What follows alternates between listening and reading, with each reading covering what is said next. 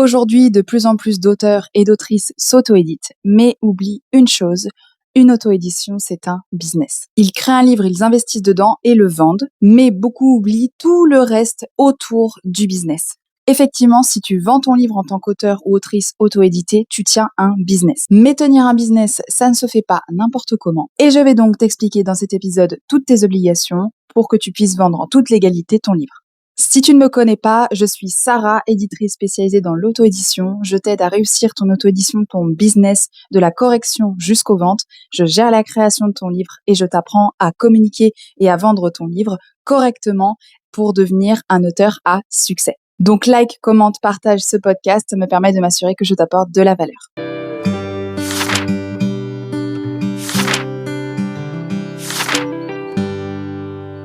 Bonjour chers auteurs, chères autrices et bienvenue dans ce nouvel épisode de Success Author Podcast et un épisode bien particulier puisqu'il fait partie de la série Author Mindset. Aujourd'hui, on va aborder le sujet épineux du business dans l'art et particulièrement en auto-édition. Quand un auteur s'auto-édite, évidemment, il pense correction, mise en page, couverture, c'est normal, ça fait partie de la création du livre. Mais il oublie souvent la partie administrative, légale et juridique de son auto-édition et s'arrache même très souvent les cheveux dessus. Car s'auto-éditer, c'est pas seulement créer un beau livre, c'est proposer un produit à la vente et si possible, un produit de qualité et aux normes. Donc prends un bloc-notes et un stylo parce que je vais te détailler tout ce que tu dois faire pour vendre en toute légalité ton livre. D'abord, pour la création de ton livre, tu as les mentions légales, les fameuses mentions légales.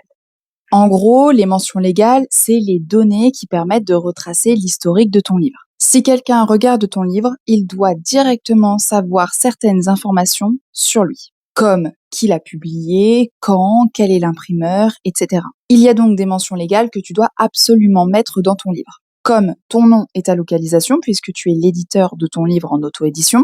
Alors, pour l'adresse, tu n'es pas obligé de mettre ton adresse personnelle complète, tu peux simplement indiquer dans ton livre ta commune ou ton département, ça suffit pour la BNF puisqu'elle a déjà les informations nécessaires au moment du dépôt légal de ton livre. Il y a aussi besoin du nom et de l'adresse de l'imprimeur, la date d'impression, en principe le mois et l'année, ça suffit, ton numéro d'ISBN qui doit à la fois être indiqué à l'intérieur du livre et sur la 4e de couverture de ton livre. L'ISBN, tu le commandes auprès de l'AFNIL. Ton dépôt légal et surtout la date de ton dépôt légal à la BNF. En principe, pareil, le mois et l'année, ça suffit. La BNF, c'est donc la Bibliothèque nationale de France pour ceux et celles qui ne savent pas ce que ça veut dire BNF. Je te recommande aussi d'ajouter un copyright. Le copyright, donc, c'est l'indication que ton livre est bien à ton nom, que ton texte est bien protégé à ton nom. C'est extrêmement important, notamment pour éviter le plagiat. C'est le petit C qui est dans un cercle, en principe, avec ton nom à côté. C'est pas obligatoire, mais à mon sens, c'est extrêmement important pour protéger un maximum ton œuvre. Et deuxième chose que je te recommande d'ajouter, même si ce n'est pas obligatoire, c'est de créditer les personnes, les prestataires qui ont participé à ton auto-édition, le correcteur, le graphiste, etc. Parce que déjà, ça leur permet de faire de la pub et puis ça leur permet de remercier, ça te permet de les remercier d'avoir participé à ton auto-édition et d'avoir permis que ce livre puisse voir le jour. Justement, dans Success Author, je t'accompagne de A à Z dans la création de ton livre puisque je gère moi-même, étant ton éditrice, ton livre. Donc, je vais m'occuper de la correction, de la mise en page en e-book et papier, de la maquette de ta couverture et forcément, au moment de la mise en page, je vais ajouter toutes tes mentions légales pour que tu puisses vendre en toute légalité ton livre et qu'il soit vraiment aux normes de la législation française. Donc, si tu as peur d'oublier des choses ou de mal faire ton auto-édition, n'hésite pas à remplir le formulaire qui est dans la description de ce podcast pour que je puisse t'accompagner de A à Z dans ton auto-édition. Ensuite, pour la partie vente, il y a énormément de choses à prendre en compte, donc n'hésite vraiment pas à prendre des notes parce que ça va vraiment être utile pour ton auto-édition. D'abord, pour vendre, tu as besoin de te déclarer à l'URSSAF et donc tu as besoin d'avoir un statut d'entreprise pour vendre en toute légalité ton livre. La plupart du temps, quand on va se lancer en auto-édition, on va d'abord choisir soit le statut micro-entrepreneur, soit le statut artiste-auteur. La différence entre les deux, c'est plutôt des différences en matière de sécurité sociale, en matière de pourcentage d'URSSAF et en matière d'activités possibles à faire avec ce statut. Par exemple, si tu choisis d'être artiste-auteur, tu vas seulement pouvoir vendre ton livre, pas d'autres choses à côté et surtout pas d'autres prestations de service. Imaginons tu veux faire de la correction ou de la mise en page de livre, tu ne pourras pas être artiste-auteur. Tu devras obligatoirement te mettre en tant que micro-entrepreneur. Donc, si tu veux vendre uniquement ton livre et pas autre chose, dans ce cas, tu es artiste-auteur, tu as 16% et des bananes d'URSSAF et tu es rattaché à une sécurité sociale précise qui est la Maison des artistes, si je me souviens bien du nom. À l'inverse, si tu choisis d'être en micro-entreprise, tu n'es pas seulement considéré comme un artiste aux yeux de l'État, mais tu es vraiment considéré comme un entrepreneur. Et dans ce cas, tu as un pourcentage d'URSSAF qui est équivalent au type d'activité que tu fais. Imaginons donc tu fais de la correction ou de la mise en page pour d'autres auteurs. Dans ce cas, tu fais de la prestation de service et dans ce cas, tu auras 25% et des bananes à payer auprès de l'URSSAF. Ta sécurité sociale, ce sera la sécurité sociale classique des indépendants. Deuxième chose que je te recommande de faire, c'est d'ouvrir un compte bancaire professionnel pour séparer tes finances personnelles de tes finances professionnelles. Cela va te permettre de te reverser ton véritable salaire sur ton compte personnel une fois toutes tes charges payées, notamment ton URSSAF, sur ton compte pro. Je rappelle que ton salaire, c'est ton chiffre d'affaires moins tes charges. Troisième chose, et c'est obligatoire cette fois-ci, c'est de t'inscrire à l'INPI et à l'URSSAF pour déclarer ton activité. Ça te permet en fait de créer officiellement ton activité et bien sûr de déclarer et de payer tes cotisations en rapport avec ton activité et ton chiffre d'affaires. Autre chose importante, bien sûr, il faut que tu définisses ton prix. Pour le définir, je te recommande de prendre en compte toutes tes charges et de te mettre un objectif de vente qui te permet donc de définir ton prix. Je rappelle donc que tes charges, ça compte l'URSSAF, tout l'investissement que tu as pu mettre dans ton livre, la TVA, etc. Tout ça, c'est important que tu le mettes dans tes charges et que tu le prennes en compte pour définir ton prix. Par rapport au prix aussi, il y a une loi en France qui est le prix unique du livre. C'est-à-dire que si tu définis un prix, ça doit être le même prix sur toutes les plateformes et tous les endroits dans lesquels tu vas vendre ton livre. Ton livre doit être le même partout, quelle que soit la plateforme ou le lieu de vente. Donc par exemple, si ton livre vaut 15 €, il doit être à 15 € partout. Mais bien sûr, tu peux définir un prix différent pour ton exemplaire papier et ton exemplaire e-book. Si tu choisis de vendre sur ton site internet, ce que je te recommande et t'apprends d'ailleurs à faire dans ma formation, dans toute la stratégie que je t'apprends dans ma formation Success Author, je te recommande d'avoir des CGV.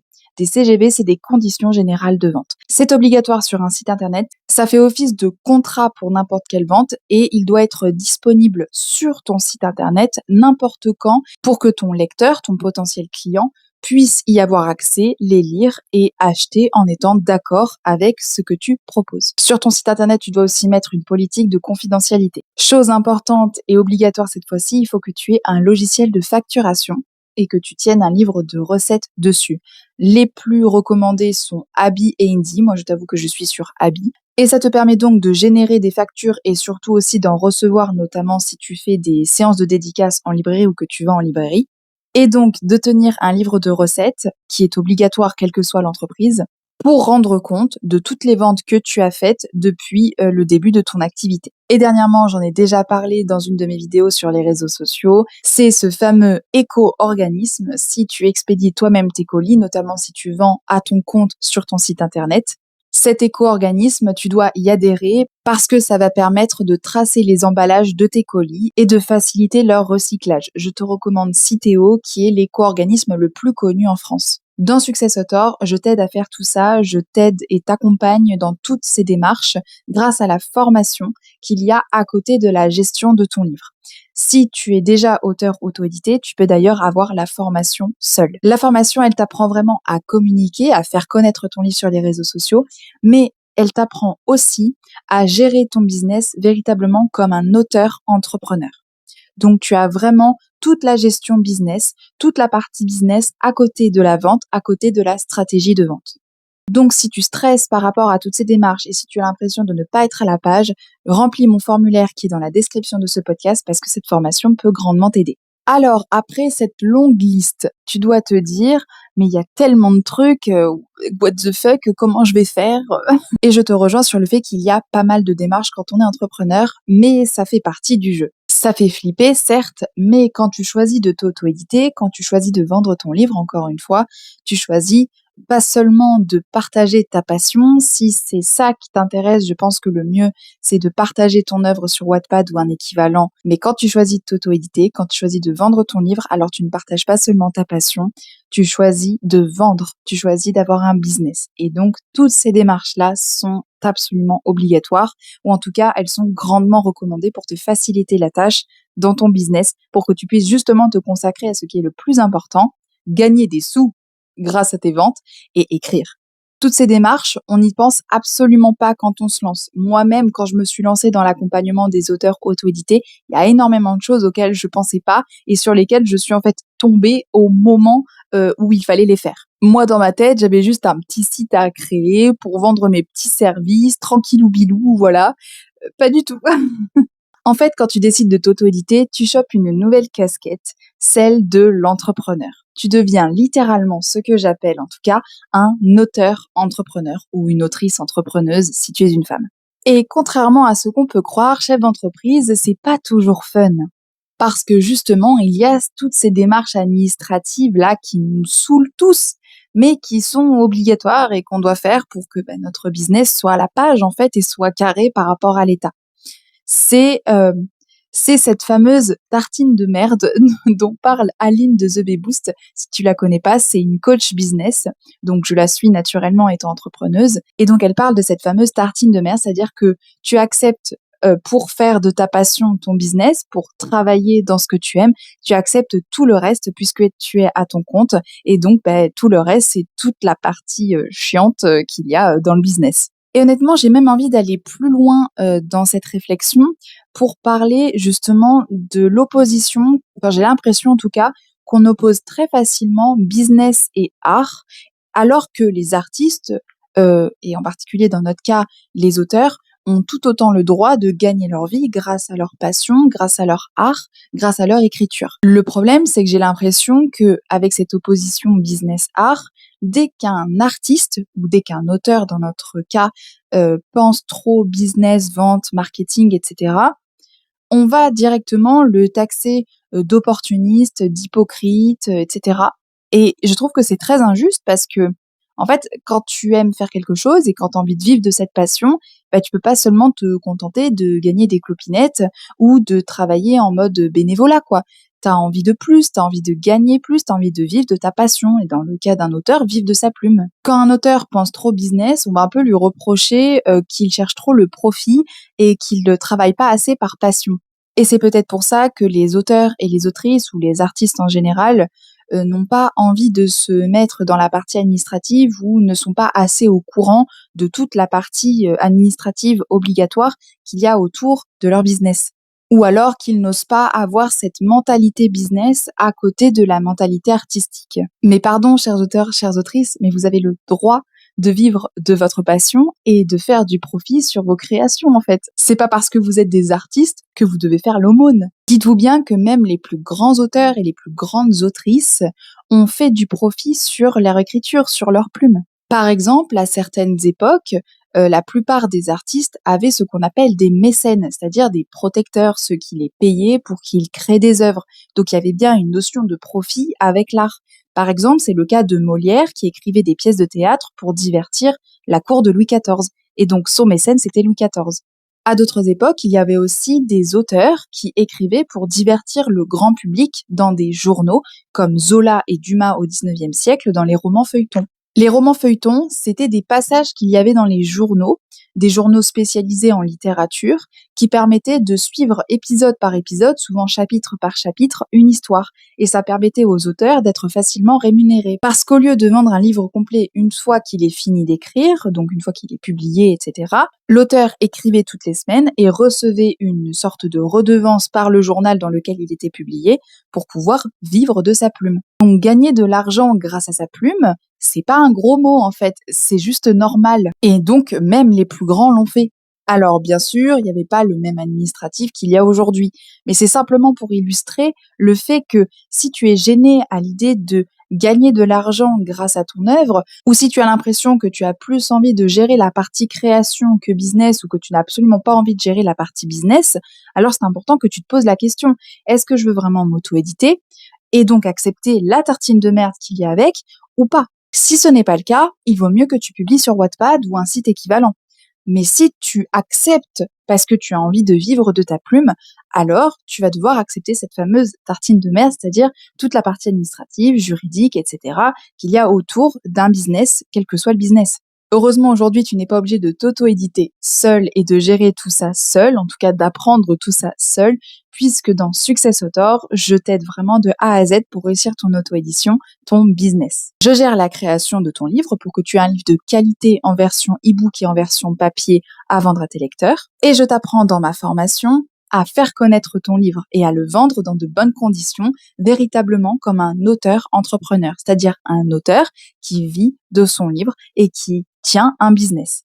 En gros, tu es vraiment accompagné à 360 avec moi. J'ouvre d'ailleurs des places en septembre, les places seront limitées. Donc si tu veux t'auto-éditer dès la rentrée, je te laisse remplir le formulaire qui est dans la description de ce podcast pour que je te recontacte dès que les places ouvrent. Le fait de remplir le formulaire, ce qui te prendra vraiment 5 minutes, ça me permet ensuite de te recontacter dès que les places ouvrent parce que tu es mis en priorité en ayant rempli le formulaire. Donc, si tu veux réussir ton auto-édition, ton business dès la rentrée, je te laisse remplir ce formulaire qui est dans la description de ce podcast. Bon, tu l'auras compris parce que je crois que j'ai l'impression de radoter un petit peu. Une auto-édition, c'est un business. Étant un auteur ou une autrice, évidemment que la partie création est très importante à tes yeux parce que c'est ta passion, l'écriture, c'est même ta zone de génie. Mais pour porter tout ça et pour vendre correctement ton livre et vivre de ta passion, tu dois prendre tes responsabilités de chef d'entreprise pour vendre ton livre en toute légalité et surtout pour faire prospérer ton business de livre en toute sécurité. Merci d'avoir regardé cet épisode. J'espère qu'il t'aura plu et qu'il t'aura transmis un maximum d'informations. Cet épisode fait un peu listing, mais c'était important de vraiment mettre au clair tout ça un maximum. Si l'épisode t'a plu, n'hésite pas à liker, commenter, t'abonner à ce podcast. Ça me permet de m'assurer que je te transmets vraiment de la valeur et que voilà, je fais bien mon boulot, quoi. Et moi, je te dis à très bientôt pour un nouvel épisode de Success Author Podcast.